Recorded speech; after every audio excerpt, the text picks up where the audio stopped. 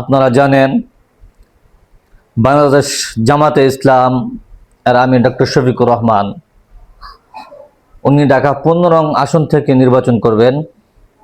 ওনার সম্মানে ইসলামী আন্দোলন বাংলাদেশ ঢাকা 15 আসনে নমিনেশন সাবমিট করেনি, অর্থাৎ নমিনেশন দাখিল করেনি। এটা অনেক আগেই আপনারা জানেন, এটা ইসলামী আন্দোলন করেছে। এই জন্য ইসলামী আন্দোলনকে অনেক ধন্যবাদ।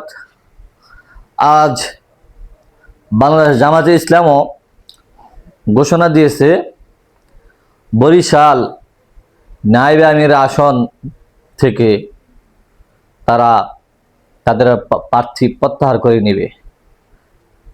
যদিও তারা ওই আসনে প্রার্থী দিয়েছিল, অবশেষে আমিরের সম্মানে তারা তাদের প্রার্থী প্রত্যাহার করে নেবে।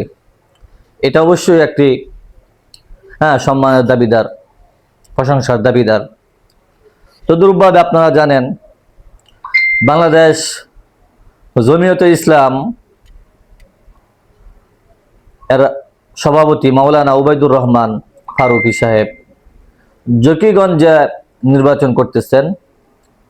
ওনার সম্মানেও ইসলামী আন্দোলন বাংলাদেশ ওখানে প্রার্থিতা নমিনেশন সাবমিট করেনি, নমিনেশন দাখিল করেননি।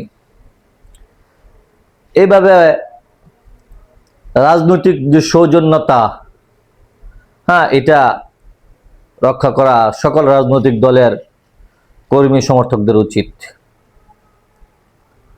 এটাই নতুন বাংলাদেশের সৌন্দর্য। ধন্যবাদ সকলকে।